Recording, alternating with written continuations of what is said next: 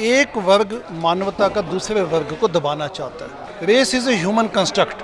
असमानता अपने देश में बड़ी तीव्र दृष्टि से आप देख सकते हैं कि अभी भी है।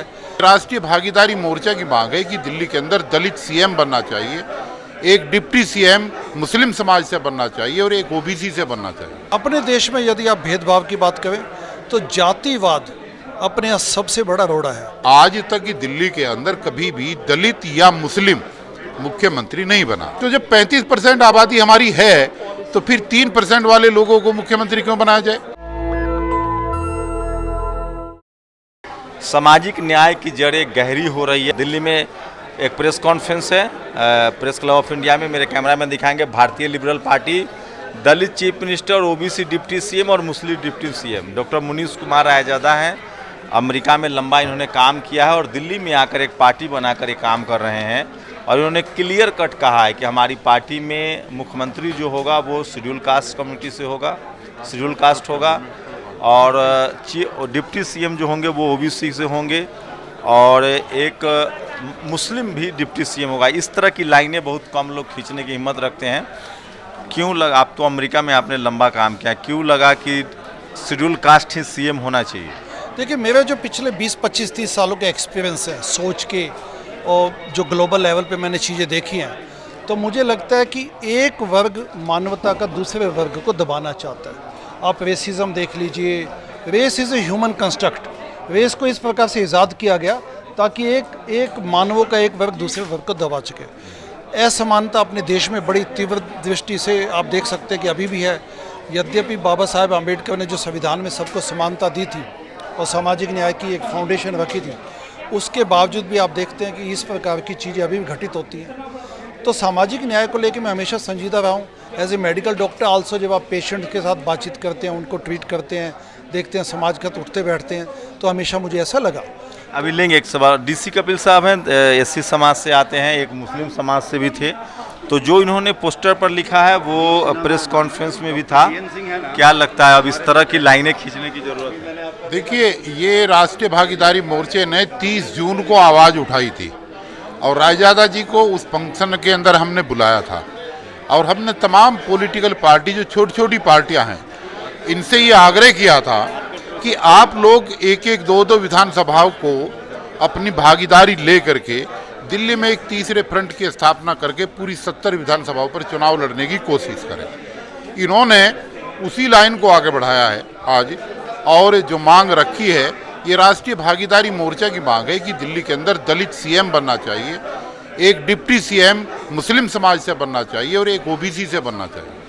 ये देखिए, मैं कोशिश कर रहा था कि एक जो मुस्लिम समाज के हैं उनसे भी एक सवाल लूँ, तो यहाँ भी सोशल जस्टिस रहे, लेकिन वो किसी और चैनल को इंटरव्यू दे रहे हैं। अमेरिका में आपने जो काम किया है, वहाँ का अनुभव, चूँकि वहाँ भी रेसिज्म था, वहाँ 10 से 12% आबादी है ब्लैक कम्युनिटी की, उसके बाद भी उनको जिस तरह से कॉन्स्टिट्यूशनल राइट्स जब मिले, उसके बाद उन्होंने मीडिया हो, इंडस्ट्री हो, पॉलिटिक्स हो, राष्ट्रपति बन चुके हैं बराक ओबामा।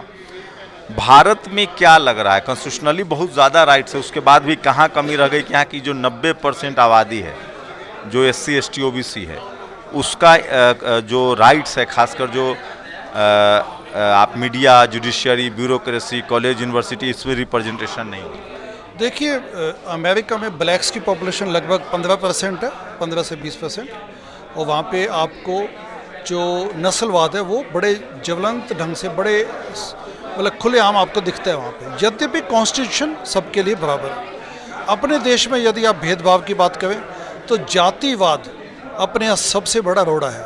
जातिवाद एक सबसे बड़ी अपने यहाँ पे, और जातिवाद मुझे लग नहीं रहा, जब से मैंने होश संभाले, मैं देखता हूँ कि जातिवाद को भारतीय समाज, हिंदू समाज उसको हैंडल करने को तैयार नहीं है। बात ही नहीं करना चाहते। बात नहीं करना चाहते। आप भी, आपका कोई अपना निजी अनुभव भी रहा है इस तरह का, क्योंकि आप हायर एजुकेशन में थे, डॉक्टर थे, फिर अमेरिका में काम किए? देखिए, अपन समाज में उठते बैठते हैं, आपको जातिवाद तो यहाँ दिखता ही हमेशा। आप भी शेड्यूल कास्ट से हैं?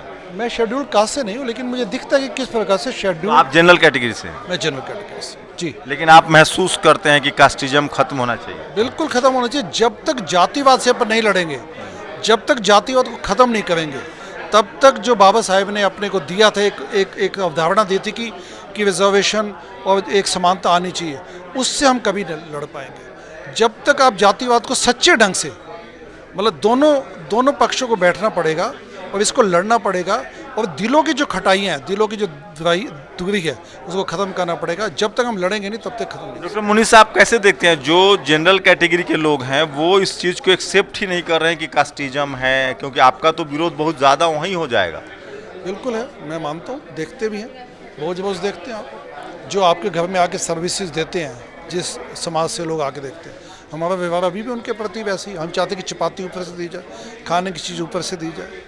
नहीं, लेकिन मेरी लड़ाई वो नहीं है अब जातिवाद गांव में खाना दे न दे। अब जो जातिवाद है वो अभी यूपीएससी के फर्जीवाड़े सामने आ रहे हैं, लोग फर्जी सर्टिफिकेट बनवा रहे हैं, कॉलेज यूनिवर्सिटी में नंबर काटे जा रहे हैं। आप राष्ट्रपति बन जाइए, लेकिन आपको हो सकता है कि अंबानी की शादी में इनवाइट न किया जाए क्योंकि आपके साथ जाति का टैग है, आपको अशुभ माना गया है। कल्चरली और एजुकेशनली बैकवर्डनेस है। आपको लगता है कि ये सब चीज़ें आप जनरल कम्युनिटी को समझा पाएंगे जिन पर आरोप लगता है कास्टिज्म का? देखिए, जब अगर आपको सचमुच लड़ना है इस भेदभाव से, तो आपको जाति के मुद्दे को हल करना पड़ेगा, उसको हैंडल करना पड़ेगा। जाति के मुद्दे को जब तक आप उस मुद्दे को फेस नहीं करना चाहेंगे, तब तक असमानता भारतीय। एक लास्ट सवाल, आपको ये सब प्रेरणा अमेरिका में काम करते हुए दौरान मिली कि जाति के डिस्कोर्स को हैंडल करना है, या जब भारत में थे या भारत आने के बाद महसूस हुआ?